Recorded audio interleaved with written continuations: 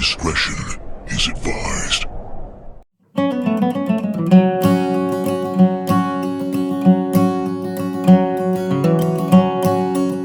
Hey guys, welcome back to the channel. We're out here in the airgun bunker and we're going to be reviewing the OneLeaf AI Commander. This is the NV400. This is a day nighttime scope.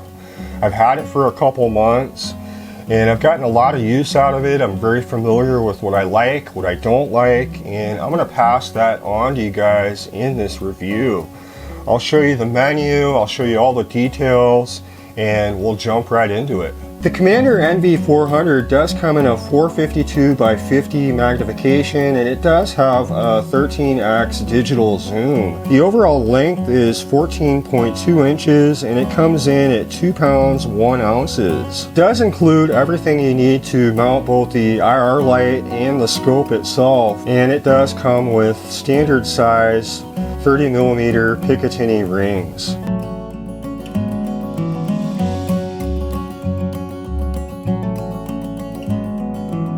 Using this during the day, it does come with a cap that you want to use that's going to close off the objective lens to a smaller pupil that's going to let less light in, and you're not going to have a blown out look through the scope, because this does let a lot of light in, and while it should, it is a night unit, and I've been very impressed with the picture quality. And then on top of this, it does have a sunshade. It looks a little odd. I've never quite seen one like this, how it's small. But if you're in an environment where you've got things kind of backlit, it definitely helps with that. And then when you're going to use this at night, you just want to remove this, and that's going to allow the most light possible. And this works really well in near night without having to use the NV. The unit itself does have a 6600 lithium ion battery, and that is in the top here. I'll show you guys that, and you can actually charge this in the unit, which I've done. You can see this is a bit smaller than a normal 18650, and this does come with another cap, so if you want to use an 18650 in here, you can, and you are able to charge this battery in the unit, and I'll show you guys how to do that when we look at the other side here. Off to the right side of the unit is where your SD card would go, where you can interface with the unit if you're going to do any software updates, anything like that. This is where you'd also be able to plug in and charge the unit directly. Now I like this because a lot of times I'll plug a power bank into it. The turrets and everything do have little O-rings in here, and so it's fairly watertight. You're not going to have an issue with moisture. This is the external illuminator. This is an IR light. It's very similar to a flashlight as far as the function. You do have your focus ring here, and this is important because if you have it all the way out, it's going to be like a sharp point, almost like a flashlight. You're going to have a real tight beam, and then when you turn this in, it's going to open that up. And typically when I use this, I like to have it all the way in because it gives a nice wide throw, and you've got a full picture in your scope. If you have it out like this, it's going to be like a fine point, and you're going to have dark areas around the edges of your scope, and that's not what you want. Now this does take an 18650 battery, which they do include, and they say it gives you just about 4 to 6 hours. Which I have not found to be true. I'm lucky if I get 45 minutes out of this, and that's one reason that I usually like to directly plug these in. This one is kind of an issue because when you plug it in, you can't turn this focus ring all the way in and get that nice wide throw on the light. The IR light just mounts right on the top of the rings here. It's got a little Picatinny mount there, and you can essentially just kind of adjust this and tighten it down. It's pretty simple, and you know, I can open this up, I can plug it in, and like I said, you know, without being able to turn that all the way in, you know, you really just can't. It's difficult in some situations. And I like to do that because if you have to switch this battery out, you're going to have to open this up and you can't grab the battery. So you've got to point the gun up and let that battery slide out. And that gets to be kind of a pain, really depending on what kind of situation you're in. If you're set up, if you're trying to stay quiet, you don't want to be fumbling around with batteries. This unit does have a rangefinder. You can remove this if you wanted to do so, if you didn't want to use it, but I found it to be especially helpful, especially for airgun use at various ranges. It's really critical to know that. And this unit does not have any kind of ballistics, nothing like that. It's just a simple rangefinder, so you'd have to figure out your holdovers, your hold unders, etc. But it does have this, and it's something extra that you don't have to carry. Off to the left of the unit is the power button. You hold this down for a couple seconds, it's going to boot the unit up, and you're going to do the same to turn it off. This is your menu up here on top. You can hold that down for a couple seconds, your menu will pop up. Or while the unit is in use, you can double tap it, and that's going to allow you to use the rangefinder. This is also how you use the magnification.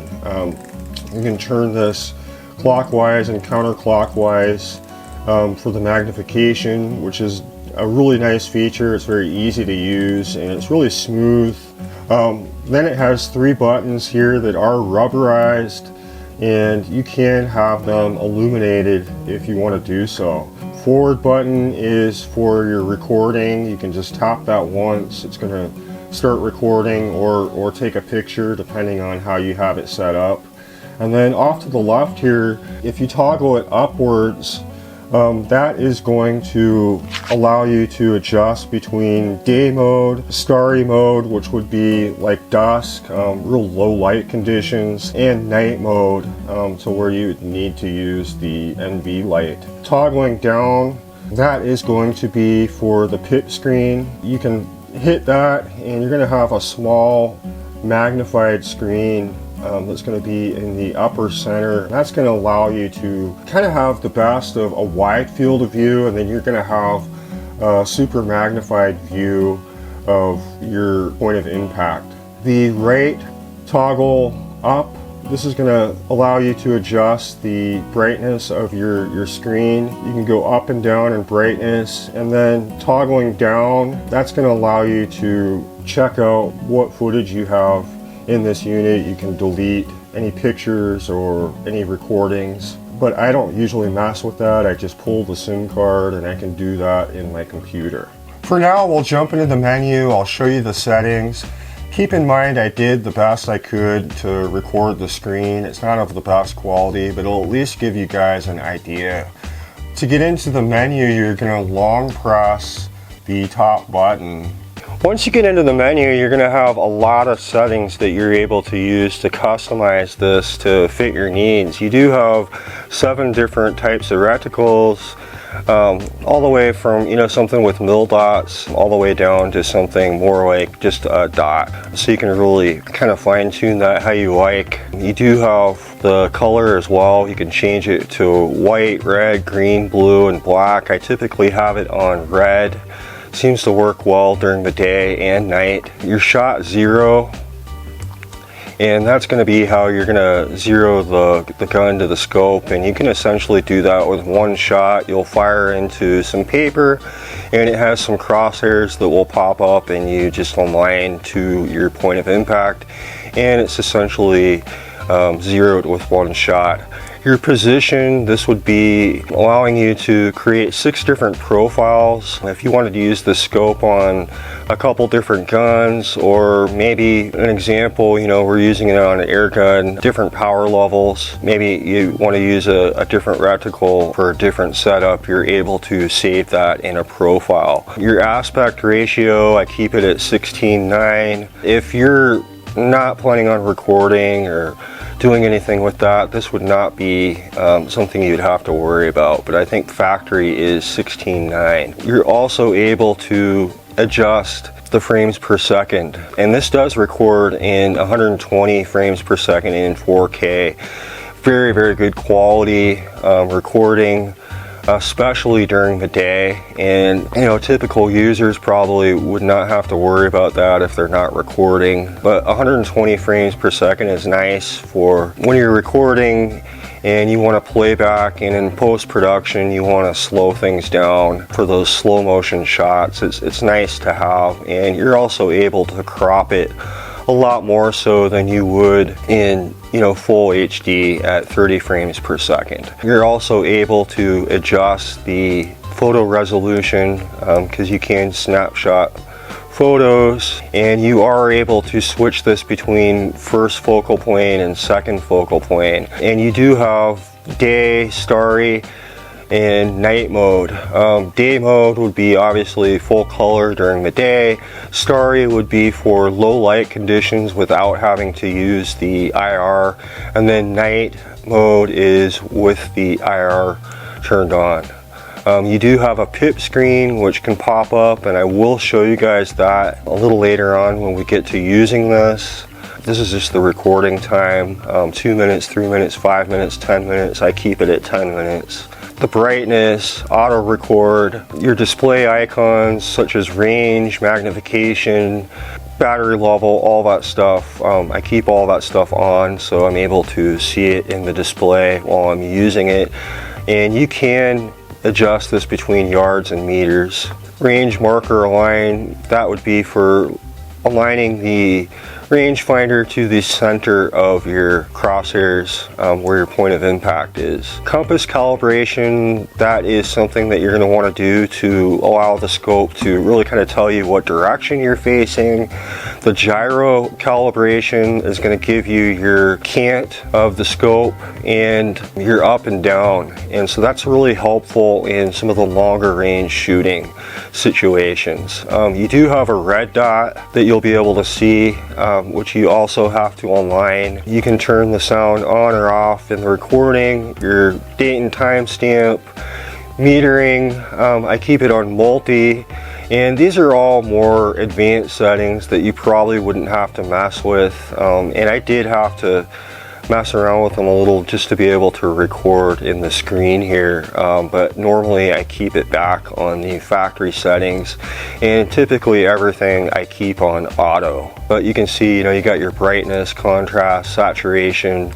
You've got your backlight, which you can turn on and off on the exterior of the scope. I typically keep that on. Your date, format, clock setting. This would be how you'd go in and format your SD card, which you want to do after every use, and then your version. And this is your master reset to go back to the factory default.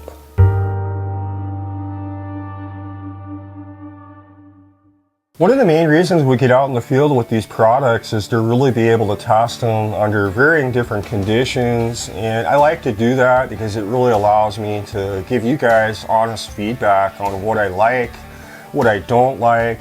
I did get this out, I used it during the day for some target shooting. I wanted to see what the sight picture was like, I wanted to see what the recording quality was like, and I was really pleased with it. It worked really well.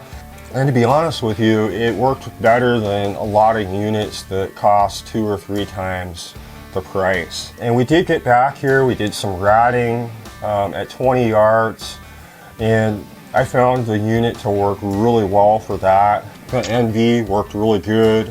I like having the pip screen. It's especially useful for ratting where you kind of want a nice wide field of view so you can see them come in. And then you've got a magnified part of your center reticle, and so it's nice to have that. What I found with the magnification is you can't really go past 3. The image really starts getting distorted. I did get this out on one of my large permissions because I wanted to be able to test it at some further ranges and really kind of see how it handled that type of hunting situation. Now this area does have skunks, rabbits, as well as coyotes, And so I was hoping to have some luck that evening with this unit. Now, it became apparent to me almost immediately that the IR did have a problem past about 50 yards. It seemed to not have enough power. Even when it was plugged in, I noticed that there was a slight flicker, which really affects the picture quality and especially the recording quality. And so that's a problem. I think OneLeaf needs to go with a larger unit, and they need to make it a little friendlier to plug in directly. Anything past 50 yards, I was really having a difficult time seeing any details, and in some cases it was almost like looking through a poltergeist TV. They're here. Now this does have 13 times magnification. That is digital, and what I found is, during the day you can get up to, maybe 5-6x, and then things start getting distorted. Now at night, it's an entirely different, ball game there, and part of the reason is you're using your NV illuminator here, and really, the quality of what you're going to get is a lot of that is dependent on the quality of the light. Usually a lot of the lower quality lights that I've noticed, that I've used in the past, if they don't put out enough power, they'll start to flicker, and you'll see them maybe dimming, and you really pick up on that, and it causes a lot of issues with the picture, especially the recording quality. And I noticed that. Now out in the backyard, we used this for rats. It worked really well, and that's at about 20 yards, so that's pretty close range, and I had no issue with the NV. I really hope I was able to share in good detail my experience in using the NV400. I really enjoy getting out, being able to test these, in real conditions, and be able to give you guys some honest feedback.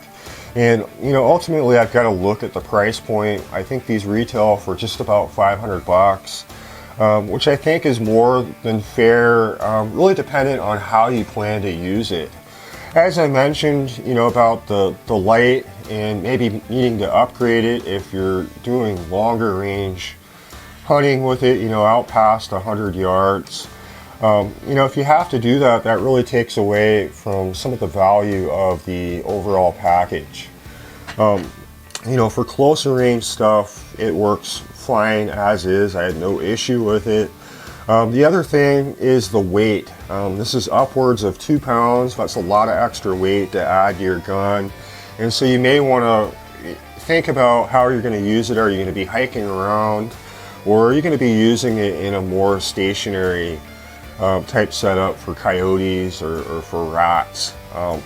Just keep that in mind, because this is a pretty heavy unit compared to a lot of others that I've used. But I really do like a lot of the features. I like the menu. I like just the ease of being able to navigate everything. I like the rangefinder, and the overall build quality of this is very good. Recording quality is fantastic during the day. It's probably even better than a lot of the real high-end units that I've tested. Very, very nice quality, very good recording, high frame rate, so you're able to slow it down in post-production if you wanted to do so. And I really like the feature of being able to switch this between first focal plane and second focal plane. I think that was a really nice feature to add. I wish other brands would kind of follow that. Let me know in the comments what you guys think. I'm curious to hear. I really appreciate OneLeaf sending me this to be able to review for you guys. I will leave a link in the description. And as usual, I could care less if you guys buy this. I'm simply showing you guys my own experience with it. And I really appreciate you guys watching, and I look forward to seeing you in the next video.